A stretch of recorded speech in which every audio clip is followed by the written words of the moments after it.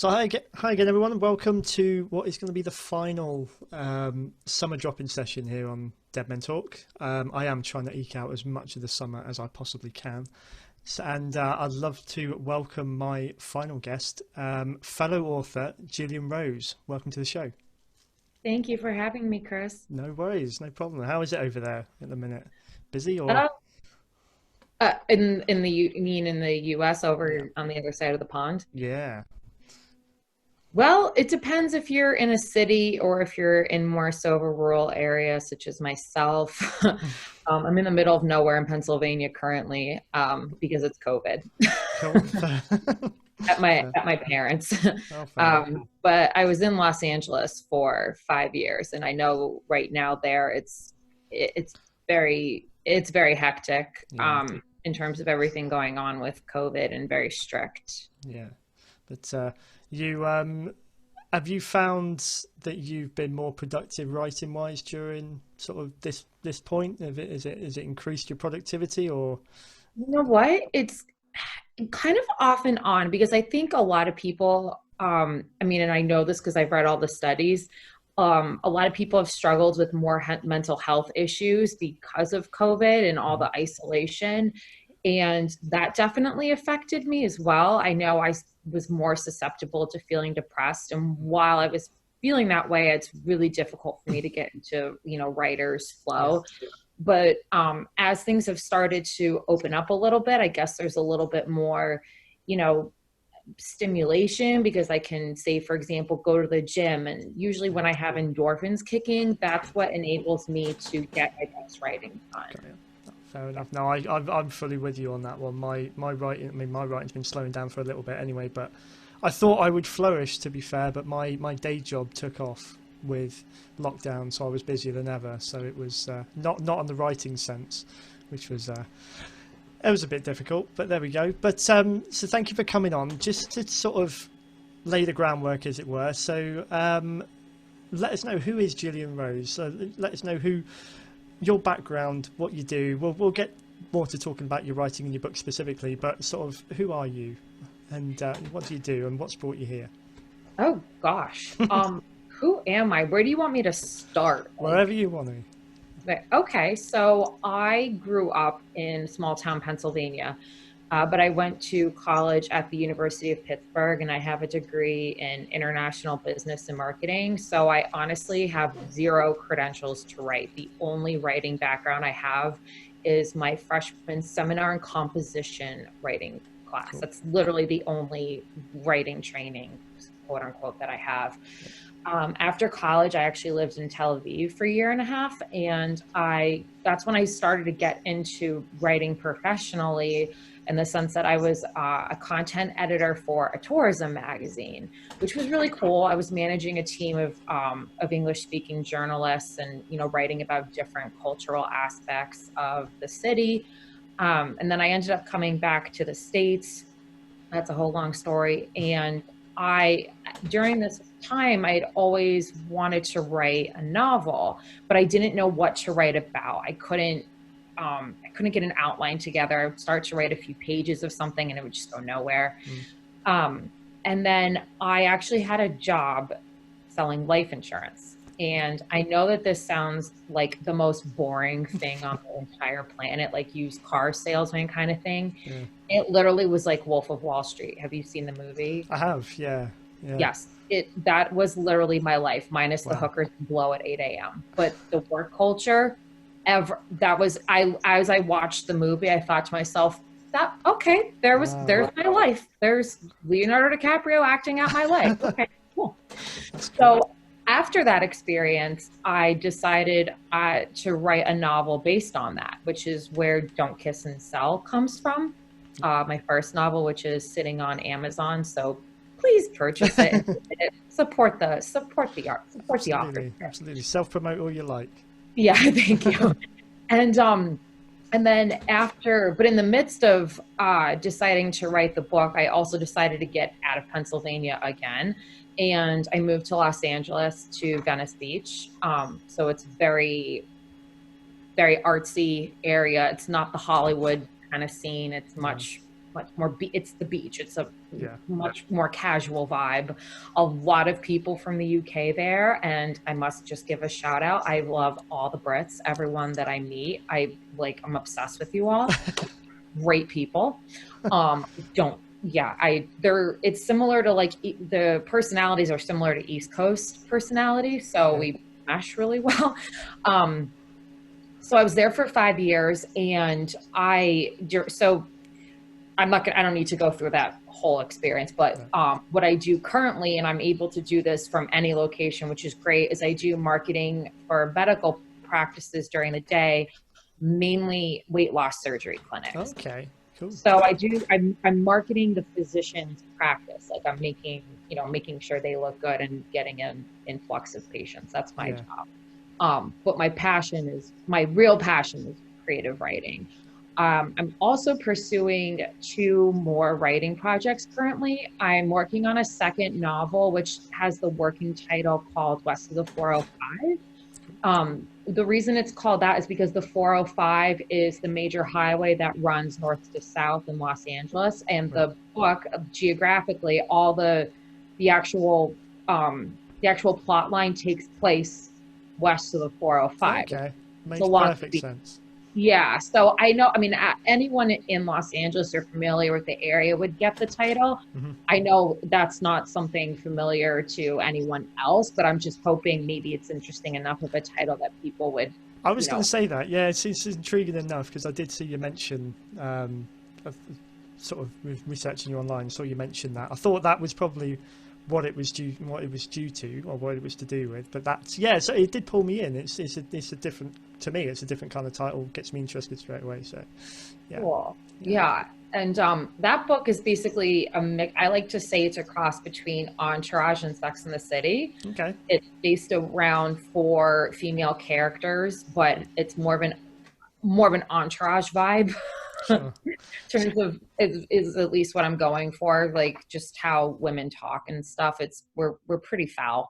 Um, and I'm doing that. And then I have a writing project that I'm working on with a friend. He wrote a script and I'm turning it into a novel, and we're going to kind of reverse market. So we're going to publish the novel first and then try to get it turned into either a TV series or a movie. Right. So, which is actually, I think, becoming a more popular trend in Hollywood now. Right. Because if the book takes off, then it's social proof that people will watch the movie Yeah. or You've already got a fan base there. I suppose you've already got a grounding to start with. exactly. We're not coming with like out of nowhere. And he works in the industry and he's produced other movies, so I'm really confident in working with him, and Cool. he's a great guy. I've never worked with someone um in a writing capacity, and it's been a really, really interesting experience. Brilliant. So Yeah. you're, by the sounds of it, you've travelled a lot. Obviously, you're very into business. You're very business minded. I would assume, judging by what it is that you do for a living. Does that come into your writing? Does it affect either what your subject matter is or how you approach it, sort of systematically? Yep. Cool. Yep. Cool. For example, in Don't Kiss and Sell, the protagonist she's based on what I went through, so she's an employee. So there are some work matters that are talked about, but not to a degree where it would be boring to the reader, because no one wants to read a book about life insurance. So There's a crowd out there for it somewhere, probably. But right, but I mean, but that would be a very, very small. probably. Yeah, and but then West of the 405, one of the protagonists, she does what I do. She works for herself and does marketing. She goes from doing marketing for a startup and then switches to working on her own and her client. And I do that because obviously it's something that I know, but I try to write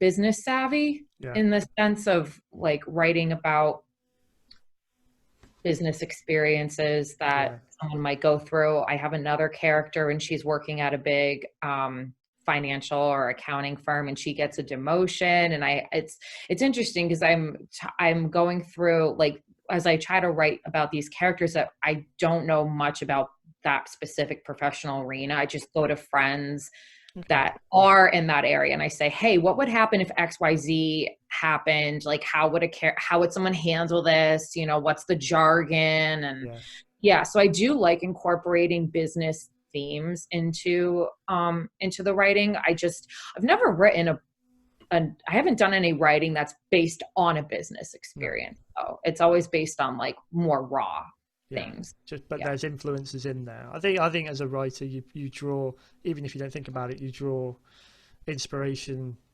into your stories from anything around you, anything that you do, however big or small. Yes. So with your, going back to the beginning, when you had the initial idea for this book, sort of what then, did it start off just as like a small idea, or did you have the whole thing like mapped out in your head before you started writing it? How did it come about? I thought I had the whole thing mapped out in my head. 5 drafts later. Wow. Yeah. Oh yeah. That my chapter 1 went under, I had literally, I think it was 5. The chapter 1 that's actually published is like the 5th version of it. Wow. And then I didn't, so this was a 5-year project, literally. I started writing the book. Oh God, I guess that was 2014. I wrote a rough draft in 9 months after I finished working at the insurance agency I was with. And it wasn't like a good draft. It was just, it was just it was very cathartic too, because of everything I went through. And there were some experiences I had that were still very raw. So it wasn't necessarily good writing. It was just, getting the words down. Yeah. I'm very much, I've heard other authors say it, and I do believe in it, that the first draft it's almost like you get the words down, you get the word count there, and then you may well rewrite it or remold it. Like you say, many times before you get the finished product. So, yeah. I hope that's not the case with West of the 405 or the novel from the screenplay, because I don't know if I have it in me to do that many. Like I don't know, because I've been working on those projects long enough though that when I go back and I still read the first chapter or whatever, I'm like, brush and turn off the shit. Like, this looks pretty good. Yeah. So, but yeah, with Don't Kiss and Sell, for example, I didn't have a title for it until practically when I went to self-publish it. I came up with a title very last minute. The ending for the book, I didn't write until I was finishing. I changed the ending, I think, a couple times. Yeah, I did. I changed it a couple times, and then I settled with a final ending that I was happy with. It kind of just came to me. Yeah. I can't share that with the audience because no, of course not. No, we want them to go out and buy it and read it. Yeah, I want you guys to all read it. I can't, tell the story for you. No. So you self-publish that one. What do you feel is one of the big challenges, or any of the big challenges facing self-publishing these days, or do you think it's easier and it's better to do it these days rather than sort of try to get traditionally published? I really want to try to be traditionally published with West of the 405. The reason I didn't go that route for Don't Kiss and Sell is because it had been sitting on my Google Docs for practically 5 years, and I needed to just get it out into the world.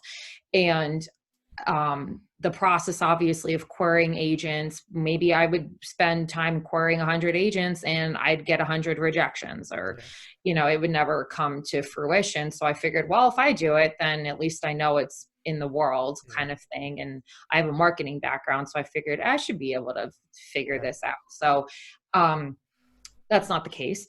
And I ran into quite a few obstacles. For example, I wanted to do advertising, sponsored ads on the Amazon platform, but they rejected all my advertising because apparently Don't Kiss and Sell is an inappropriate title for all audiences. All right. Okay.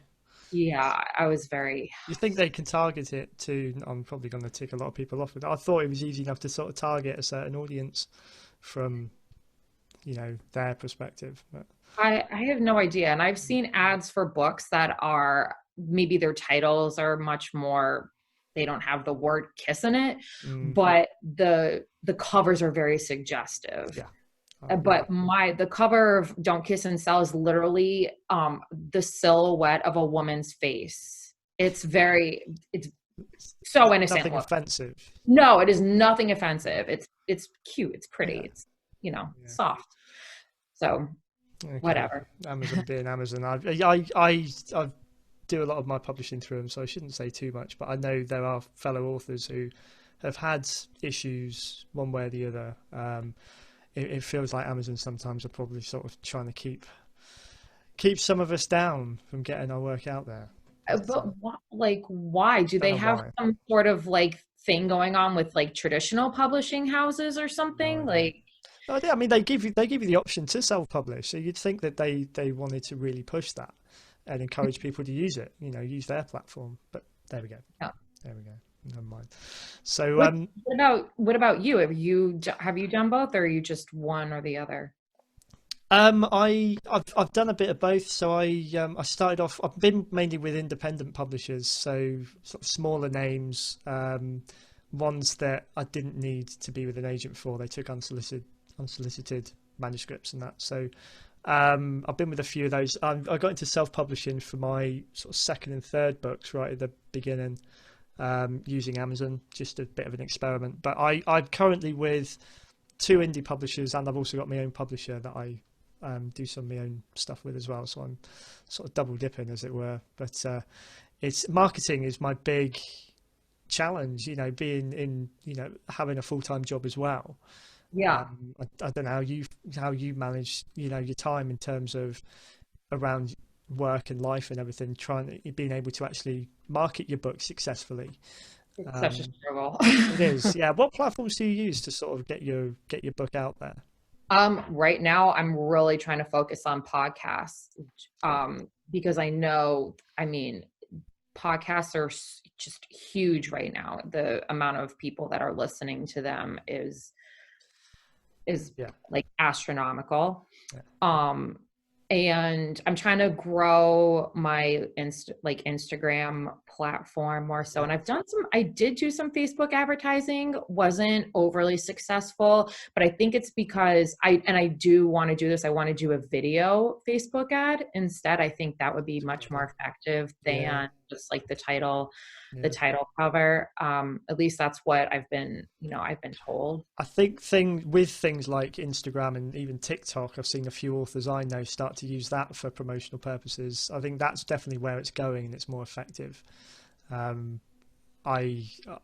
don't like being on camera myself. I'm probably needing to overcome that to take advantage of that. But I definitely think, if you can get something, video wise out there, it grabs people's attention a lot quicker.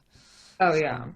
So. I also have a website, JillianRoseWrites.com, and and I need to do this more frequently. It's just a matter of time and, focus, but I am doing blog pieces. Mm-hmm. So, just quick 4-minute reads. For example, I wrote one about COVID and how everyone's gained 15 pounds. Don't know how to convert that to, what do they use in the UK to weigh? Is that, or stones? Stones and pounds we tend to use. Yeah. Okay. So you use pounds. Sorry, I lost my train of thought. Oh yeah. So I wrote about that, that I got a lot of good feedback about that. So also what I would try to do is build up a subscription list so that I can push through email marketing. I'm a big fan of email marketing. Yeah. What I was going to say is I can tell from even before I started speaking to you, you've got quite a sense of humour. Reading a couple of bits, the bits that really caught my eye. So firstly, looking at your website, and then you go to the bio bit, and this is it's refreshingly honest, where you say you're attempting to write an author bio that sounds witty and without being overly bragging or self-deprecating, things like that. Mm-hmm. You just, you get a sense of really sort of who you are, and it probably draws people in, and I try to be as honest and real as I can. And I've actually, it's a little difficult in the sense that that's probably the realness and rawness of my writing is probably something that could turn off people if it comes to relationships. They might not want to be involved with someone that's so public about what they go through and how they write. But I've been thinking about it. I'm just kind of like, F it, you know. Hmm. I I gotta be me. I know for me, I mean, every reader is different, same as every writer is different, I suppose. But I very much I appreciate people who put themselves out there. They don't try to be someone they're not. And if they're able to have fun with it as well, you know, it endears you to a lot more people, I think, you know, whatever it is that you're doing. Does that come across in your writing? Do you write quite humorous kind of stuff, or is it quite serious? Or So what I like to do is Hmm, write about very serious topics, but use humor to explain them. cool. So for example, in Don't Kiss and Sell, Jaden, the protagonist, she struggles with eating disorder issues and she becomes addicted to stimulants. So those are very serious topics, but I write I incorporate a lot of humor in it. So for example, if there's a scene where everyone's eating spaghetti and ice cream and the character will say like, ew, I can't touch that because carbs, or so, you know what I mean? Something that just makes people laugh a little bit Yeah. instead of like making it more somber. Because the reason I do this is because these topics there's such a stigma against them and mental health. And I just, I figure I can use my writing as a channel to help change that, Mm, to bring awareness to these topics and also to open a conversation in a way that makes them more relatable and digestible so that yeah. people aren't so afraid. Yeah. You know, I mean, everyone understands high blood pressure. Why can't everyone understand bipolar disorder or Yeah, something, totally you get know? it. And it's not like you're trying to. I think a lot of people think to help people, they have to write some kind of self-help guide or No, book or anything. But if you make it real and put it into a context of, you know, a lot of people read, a lot of people like to lose themselves, especially if they are. I'm speaking from experience, you know, dealing with some mental health problems. You like to lose yourself in somewhere else. You know, exactly. I became quite an avid reader when I was going through my you know, a more recent spell, and it was just because I had somewhere to go that I could not feel safe necessarily, but I didn't have to think about, you know, what was actually going on around me. So if you could incorporate things like that and get through to That's them that the way. other reason why I want to write, because that's when I've gone through periods of depression and I've picked up a really good book and I lose myself and I'm just in someone else's world. It's like, it's the most amazing escape. I find it's more captivating, so to say, than to lose yourself in a movie because it takes, you know, more Yeah, time to read a book. yeah, Um, and I just figured, you know what, if this writer had such an impact on me, like maybe I could do the same thing for other people. yeah, definitely. Yeah. So from a reader perspective, then stepping away from being a writer, what are there any particular authors that have helped you in that in any sense or have inspired you? Yes, yes. On the UK side, I love Marian Keyes. Okay. She's Irish, but oh, man, that woman can write. She's amazing.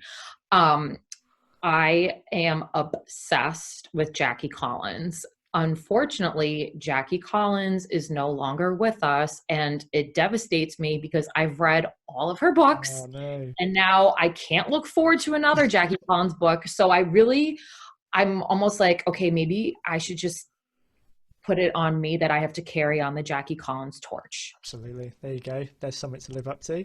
Yeah. Yeah. Yeah. I mean, that's like really pushing it. We, But we're all gonna have goals. So yeah, why not? You know, go as lofty as you can. No, fair yeah. dues. No, that's fair enough. Fair enough. Um, so sort of in the last getting to the last sort of section of the interview, I sort of open the floor to you. You've mentioned the new book that you're working on at the moment. You know, feel free, just let everyone know about anything you want to promote, any social media that people can find you, follow you, keep up to date with everything that you're doing. So thank you. So my Instagram handle is Jillian Rose Writes. My website is jillianrosewrites.com.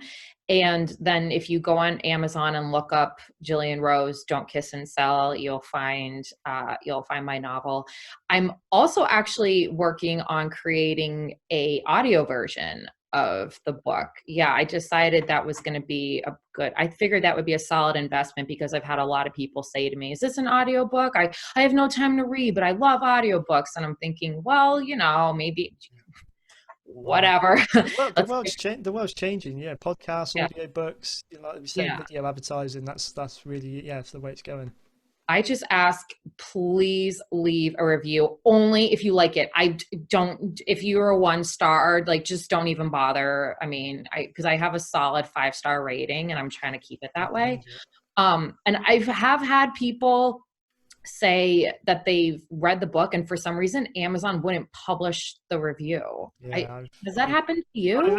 not to me, but I've had quite a few author friends that it has happened to, or there's been reviews taken down for whatever reason. So yeah, again, part of the machine that is Amazon, I suppose. But yeah, it's not good because I've had author friends who have had reviews taken down because the person who left the review has been connected to him somehow on social media. It's like we can't build a fan base, we can't build a community of our own anymore without Amazon kind of. Anyway, that's a rabbit hole we can go down another time, I'm sure. Yeah. No, for sure. So yeah, if you're interested in reading about a girl who's in a high pressure sales job and dealing with crazy things such as office romances and chewing on Adderall, then, buy the book Yeah. or well, come back and to download it. And you've got some cracking reviews on there. I can see, sort of looking at your Amazon page and your website and that. So, wish you all the success with the book, on top of any success that you've had already.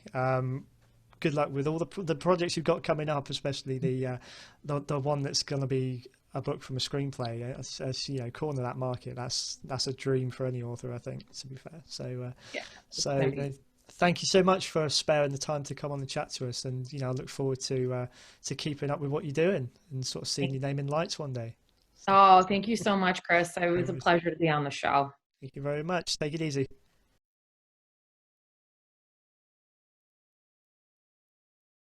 If you enjoyed this episode, please take a moment to like, share, and hit the subscribe button. Also follow us on Facebook and Instagram to keep updated about all future shows.